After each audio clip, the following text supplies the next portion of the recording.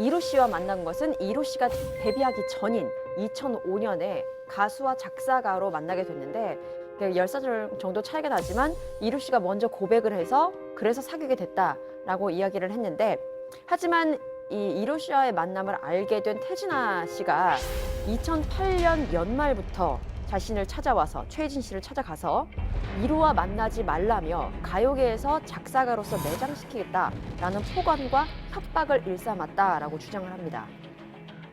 이 일로 인해서 이 최혜진 씨는 굉장히 극심한 스트레스를 받았다고 주장을 하면서 우울증까지 걸렸다라고 또 이야기를 하는데요. 이렇게 힘든 시간을 보냈기 때문에 태진아 씨와 이루 씨, 이 두 부자는 미안하다는 말, 이 사과 꼭 해야 한다, 이 사과를 받고 싶다라고 이야기를 했죠. 태진아 씨와 이루 씨 측은 최혜진 씨 폭로에 어떤 반응을 보였나요? 많은 분들이 지금도 아마 기억하고 계실 텐데 태진아 씨가 한 방송 매체와 인터뷰를 진행을 했었어요. 이 인터뷰를 통해서 최혜진 씨의 주장에 대해서 강하게 반박을 합니다.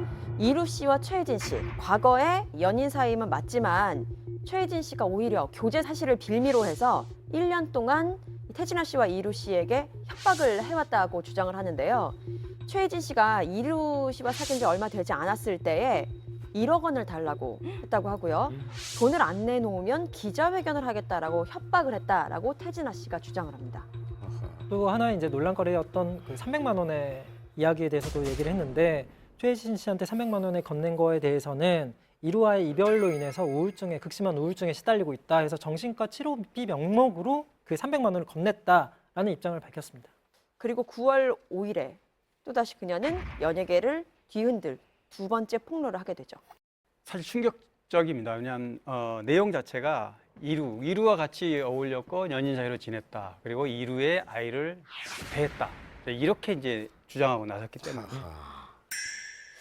야, 이게 뭐 정말 감당이 안 될 만한 어떤 상황이 일어난 거네요. 그렇죠. 네. 그런 충격적인 그런 이제 주장을 하고 나서 이제 정말 연예계가 발칵 화제가 되는 그런 상황이 됐는데 놀라운 사실은 이제 낙태를 하게 된 계기는 바로 태진아 씨, 이루의 아버지 태진아 씨가 자신을 찾아와가지고 자기가 그 아이를 임신한 태아 사진을 이제 태진아 씨하고 이루 씨한테 보냈다는 거죠. 그래서 태진아 씨 찾아와가지고 몸싸움을 벌이는 과정에 자연 유산이 돼버렸다 이런 주장을 한 겁니다.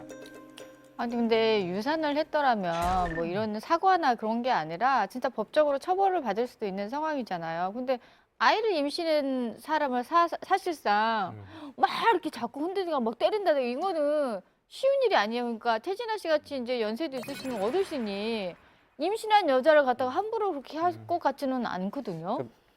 말씀하셨다시피 전개 과정이 좀 약간 의아한 부분이 몇 가지가 있었어요. 근데 특히 이 부분에 대해서도 낙태 강요에 의해서는 이제 법적인 조치를 취하는 게 일반적인 대응 방식이라고 한다면 여기서는 그렇게 하지 않고 그 사과만을 바란다는 입장을 반복했거든요. 그러니까 그런 부분에서 약간 미심쩍은 부분이 있었던 거죠.